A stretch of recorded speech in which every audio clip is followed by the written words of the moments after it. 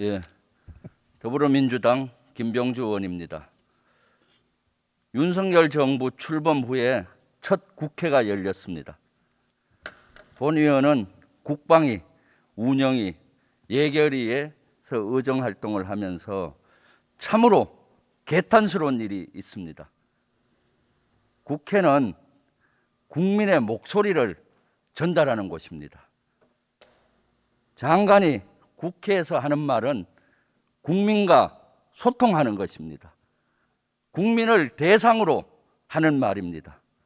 추경호 부총리님 어떻게 생각하십니까? 예, 공감합니다. 그런데도 불구하고 일부 장관들은 너무나 편협적이고 너무나 고압적이고 오만방자하면서 겸손한 자세를 보이지 않고 있습니다. 예를 들겠습니다. 한동훈 장관 어제 정치 검찰이 지난 3년이 가장 심했다라고 얘기를 해서 얘기했죠. 그렇게 생각합니다. 이것이야말로 일반적인 사항을 아주 특수한 사항을 일반화하는 오류입니다. 자신의 경험을 일반화하는 오류입니다. 감정이 배어 있습니다. 마치 복수라도 하겠다는 뜻. 장관은 색안경을 끼고 각 사안을 바라봐서는 안 됩니다. 각 사안을 균형된 감각으로 있는 그대로 바라봐야 합니다. 국민의 목소리를 경청해야 합니다. 국민들께 겸손해야 합니다. 국회에 와서 장관 여러분들이 하는 말은 국민을 대상으로 하는 말이기 때문에 경청하고 받아들이고 인정하고 그러한 태도를 필요합니다. 여러분들 그러한 태도를 보일 것을 기대합니다. 추경호 부총리님, 예, 윤석열 대통령께서 후보 시절에 국방비 삭감을 맹비난한 적이 있어요. 작년 8월 4일 날 문재인 정부가 재난지원금을 5,600억 가량 국방비에서 삭감했다 하면서 맹비난을 했는데 국가안보는 국민의 생명과 재산을 지키는 최후의 보루로서 한치의 틈도 허용되어서는 안 된다라고 국방력을 아주 강조했죠. 알고 계시죠? 예. 그런데 이번 추경에서 정부가 지출을 해야 되는 예산이 얼마입니까? 7조죠. 정부 전체 지출 구조조정하는 게 구조조정하는 것이 예. 국방비에서 삭감되는 게 얼마입니까? 1조 6천억 조금 안 됩니다. 몇 퍼센트죠? 정부에서 구조조정하는 지출 구조조정에서 국방부만으로는 한 2.6% 줄였고요. 23%나 되는 거죠. 이것이야말로 국방부를 안보를 홀대하는 거죠. 말로만 하는 안보. 어떻게 이렇게 할 수 있습니까? 예, 설명을 좀 드릴까요? 뒤에 가서 설명을 할 기회를 드릴게요. 예. 그 내용을 보면 또 과간이 아닙니다. 한번 보시죠. 장병들의 기본 의식주를 삭감했습니다. 국정과제 107번 여러분들이 정부에서 작성한 겁니다. 의식주 개선을 하겠다. 장병들의 의식주를 획기적으로 개선하는데 고품질 피복류 보급을 확대하고 급식 체계를 향상하고 2 내지 4인의 병영 생활관을 만들겠다. 개인 전투 장구류 개선을 하겠다. 국정과제 저는 너무 잘 만들었다 생각합니다. 우리 장병들의 의식주가 대단히 부족 수준이 낮습니다. 어느 정도 낮은지 아세요? 추경호 부총리님? 예, 뭐 걱정하시는 부분. 무기 수준은 5만 불 국가의 수준에 가 있습니다. 첨단 무기. 그런데 병사들의 의식주는 1만 불 국가 수준에 가 있습니다. 그래서 작년부터 이것을 엄청나게 강조해서 이런 예산을 반영을 했습니다. 그런데도 불구하고 이번에 장병들의 전투화, 축구화, 동네이, 팬티, 양말까지 다 삭감했어요. 삭감할 게 없어서 여기까지 합니까? 해도 너무한 거 아니에요? 병사들, 장병들 군에서 어떤 목소리가 들리는지 아십니까? 장병들 거는 전투화, 운동화, 팬티까지 삭감하면서 국군 통수권자는 일요일 날, 휴일 날 자기 신발 사고 있더라. 이런 자조 섞인 얘기가 들리고 있어요. 저희한테 답변 기회 좀 주시겠습니까? 한번 말씀해 보세요. 지금 이 삭감된 부분을 지적을 해 주셨는데 저희들이 우리 저희 병사들이 활동하고 있는 어떻게 저런 것들을 삭감을 해서 그들이 입던 거를 못 입게 하고 이렇게 했겠습니까? 그것이 아니고 유일한 거는 예. 코로나19로 인해서 지금 입소 인원이 감소를 했습니다. 금년 5월에 입소 기준 현황을 보면은 8만 1,000명이 입소하게 돼 있는 것이 실제 입소가 7만 5천 명 정도 되기 때문에 그 구총리님 인원을 감안해서 줄인 거지. 알았어요. 이게 뭐 구총리님 피복비를 그것이 아니고 입금료를 예비 줄이고 이러지 양에서 않았다. 줄였어요. 예비량은 계약이 안 될 경우를 대비해서 갖고 있는 거예요. 재고도 충분하고 몇 년 전에 계약이 안 돼서 신병 교육대에 온 인원들이 전투화를 못 받고 전투복도 못 받은 적이 있어요. 만약에 그런 항상 상황이- 예비량이 있는 건데 이런 것을 삭감한 것인데 무슨 소리를 하는 거예요? 의원님 저희들이 다음 한번 보시죠. 국정과제 중에서 삼축체계 이행 파기하는 겁니까? 윤석열 정부 국정과제 104번 보십시오. 북한의 핵미사일에 대응해서 한국형 삼축체계 능력을 확보하겠다라고 했습니다. 지금 북한이 핵 실험을 준비를 완료했다 이런 보고도 나오잖아요. 그런데도 불구하고 삼축체계 예산 중에서 무기 5개 분야를 삭감했습니다. 북한의 핵미사일 대응 말로만 할 겁니까? 여기에 대해서 한번 답변해 보세요.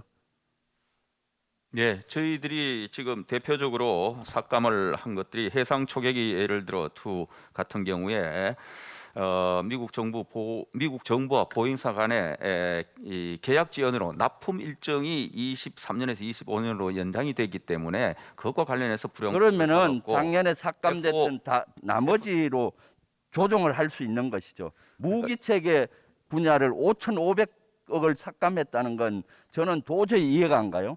다음 한번 보죠. 추경호 부총리님 여기서 한번 유심히 보세요. 어떻게 삭감했는지. 병영생활관 같은 경우 육군은 15개 사업 모두 균일하게 31.9%를 곱하기 삭감했어요. 해공군 29개 사업 생활관 보수해야 되는 거 49.5%다 똑같이 했어요. 치사식당 어때요? 작년에 치사 문제가 가장 큰 문제였는데 18개 사업 모든 사업을 똑같이 44.2% 삭감했어요. 이것이 제대로 된 검토입니까? 이것만이 아닙니다. 다음 보시죠. 지금 대한민국에서 숙소 중에서 가장 낡고 열악한 데가 어딘지 아십니까? 부총리님? 전방 지역 우리 간부들의 숙소는 진짜 비가 새는 데가 많아요. 그래서 그걸 보완하기 위해서 했는데 여기도 일률적으로 48.6%, 49.9% 모든 사업을 삭감했어요. 이걸 제대로 된 검토라고 봅니까? 사업 하나하나를 비교해서 이것이 어느 정도 필요한 것인지 필요 불급한 것이 해야 되는 건데 모든 공사 사업을 이렇게 일률적으로 하면은 정부 예산 여러분들 왜 앉아 있어요? 모든 정부 예산 곱하기 10% 삭감 해버리면 되는 것이지. 여러분들이 이거는 컴퓨터도 할 수 있는 거예요. 이 결제 부총리님 하셨어요, 안 했었어요? 예, 제가 대통령 했습니까, 안 했습니까? 국무회의 심의를 거쳐서 국회에 추경안이 제출돼 있는 거. 여러분들 진정으로 반성하십시오. 이렇게 주먹구구식으로 국방비를 삭감해도 된다는 얘기입니까? 다음. 나중에 시간 주시면은 제가 답변 드리도록 하겠습니다. 저는 국방비 예산 삭감은 절대 반대입니다. 아무리 추워도 집안에 있는 기둥과 창문, 문틀을 떼서 군부를 지필 겁니까? 임시적으로는 따뜻하겠죠. 그래서 삭감을 반대합니다. 국방위에서도 여야 예산심의 모든 여야 의원이 반대했습니다. 그래서 국방위에서는 예산심사조차 안 했습니다. 알고 계십니까? 이것은 여당 야당 할 것 없이 모든 국회 국방위원들이 반대해서 이걸 하지 않았습니다. 알고 계시나요? 예, 뉴스를 통해서 봤습니다. 뉴스를 통해서 보면 어떡합니까? 보고를 받고 해야지.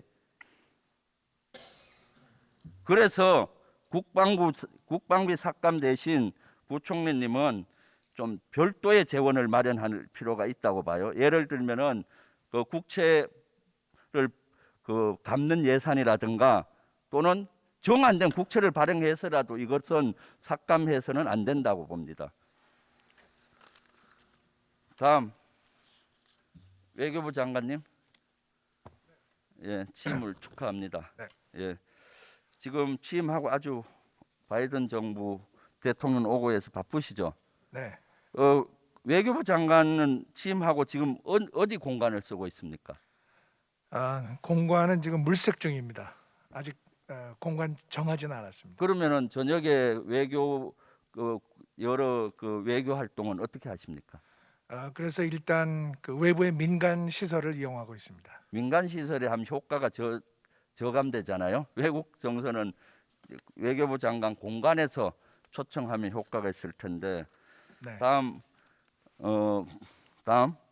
이번에 바이든 대통령 오면은 국립중앙박물관에서 만찬하죠.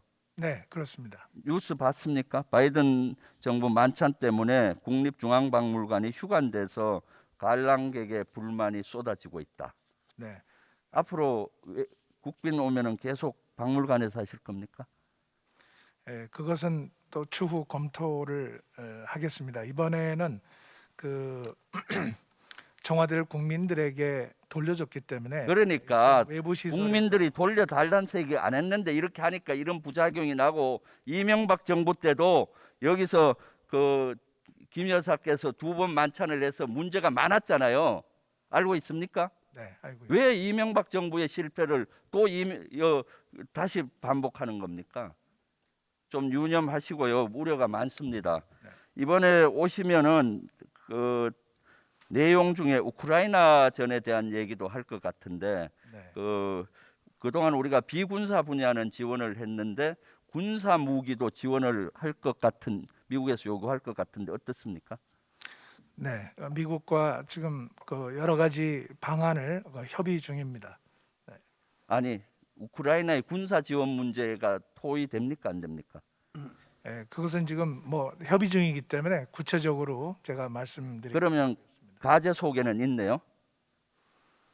토의하는 과제 속에 우크라이나 군사 지원 분야가 있다고 봐야 되겠습니다. 뭐 논의하는 중에 네, 나올 수 논의하고 있겠죠. 있는 거는 네. 이런 것은 국익 차원에서 아주 신중하게 해야 될 테니까 네. 신중히 접근하기 바랍니다. 네. 그리고 북한의 핵 미사일 대응에 대해서도 있습니까? 북한의 핵과 미사일에 대해서 억지력을 강화하는 내용도 들어가 있습니다. 어떤 식으로 강화하는 거죠? 우선 가장 중요한 것은 확장 억제 실행력을 제고하는 것입니다. 그래서 북한이 이런 핵과 미사일로 도발했을 때 강력한 대응을 할 수 있다는 그러한 그 연합 방위 체제를 갖추는 것이 가장 중요하다고 생각합니다. 백신 지원에 대해서도 논의합니까? 한미 간의 그 북한의 그 백신 코로나 상황에 대해서 인도적인 지원을 할 수 있는 방안도 협의 중입니다. 네. 다음 국방부 장관님. 집무실 이전 비용 부총리님 496억으로 집무실 이전 비용 최초 책정된 거 알고 있죠? 그렇습니다. 예. 지금 추가적으로 막 줄줄 혈세가 새고 있는 거 알고 있죠? 추가 예산이 계속 예. 제시되는 거. 제가 세고 있는 것은 아니고 이제 추가 이전과 관련 아니죠. 496억 원이면 다 되는 것 같이 해놓고 지금 계속 추가되잖아요. 국방부 장관님 지금 이사하고 나서 문제가 되니까 구 방사청에 있는 리모델링하고 들어간 인원들이 다시 국방부 내 청사 별관으로 오는 작업에 167억 든다고 보고했죠. 예, 최초부터 그런 그 보관을 가지고 계획을 했었습니다. 그래서 1단계는 일단 마무리됐다고 최초 보시면 되고, 계획이 아니라 구 방사청으로 가고 불편하니까 하는 거죠. 그리고 네. 합참 또 신축한다고 하고 거기 이제 앞으로 2단계고 대통령 신관저 또로 새로 질 거고 영빈관 새로 질 거고, 어떻게 이렇게 예산을 종합적인 플랜 없이 하니까 예산이 국민의 혈세가 지금 줄줄 새고 있습니다. 이것 말이 됩니까? 부총리님, 경호실 차장님, AI 경호한다고 했죠? 네, 발전시키겠다고 했습니다. AI 경호하려면은 CCTV를 더 많이 설치하고 연령상 감지도 해야 되는 거죠. 그런 부분도 들어갈 것으로 알고 있습니다. 그렇게 되면은 경호는 잘 될지 몰라도 시민들의 개인 정보가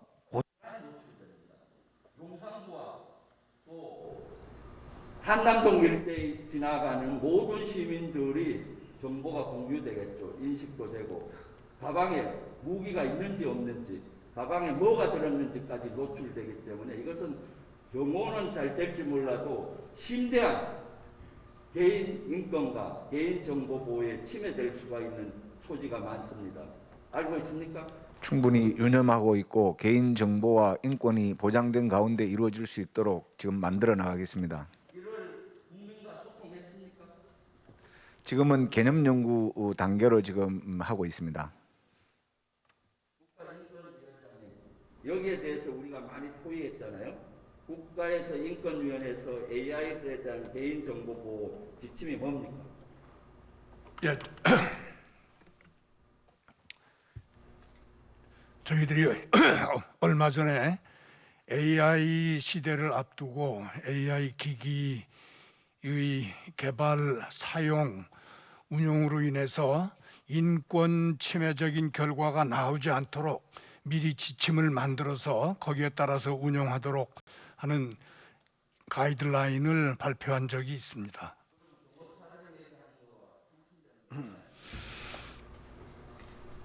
아마도 저희들이 만든 지침을 경호처가 이번에 새로운 개념을 만들고 또 운용 지침을 만들 때 당연히 참조해서 거기에 맞게 해 주시리라고 기대합니다. 장관님께 부탁드립니다. 좀 마스터 플랜을 가지고 국가가 뭡니까? 최소 5년, 100년 대계를 가져야 되는데 5년 계획이라도 좀 갖고 좀 체계적으로 추진했으면 좋겠습니다. 청와대 대통령 집무실이든 졸속으로 하니까 모든 게 또 문제가 되고 국방비도 추경도 졸속으로 하니까 문제가 되고 모든 것이 지금 졸속으로 이루어져서 문제가 한두 개가 아닙니다. 제발 체계적으로 종합적인 사고하에 해주기를 당부드립니다. 감사합니다. 네, 김병주 의원님 수고하셨습니다. 네, 추경호 부총리님 조금 전에 답변 제대로 못하신 것 같은데 답변하실 거 있으면 하세요. 어제 오늘 여러 의원님들께서 국방 예산 삭감과 관련해서 걱정을 많이 주셨습니다. 큰 틀에서 말씀드리면은 저희들이 국방에 있어서 전력 정황이나 방위력 개선과 관련된 사업 그리고 장병들 병영 생활 개선과 관련된 사업은 일체 실질적으로 그 삭감이 이루어지지 않도록 했다. 다만 사업에 있어서 감액이 된 부분은 아까도 말씀하신 피복비 등은 입소 인원 자체가 줄었기 때문에 그 인원을 감안해서 그것도 입소 인원 감안만큼 감액한 것이 아니라 그 중에 일부를 감액해서 전혀 실질적으로 장병들이 생활하는데 불편이 없도록 하는 데는 저희들이 철저히 챙겼다 하는 말씀이고 병영생활관이나 부속시설 이런 것도 전부 국방부와 전수조사를 해서 설계나 공사, 지연이 되고 있는 부분 그런 부분을 선별해서 조정을 했다 하는 말씀을 드립니다.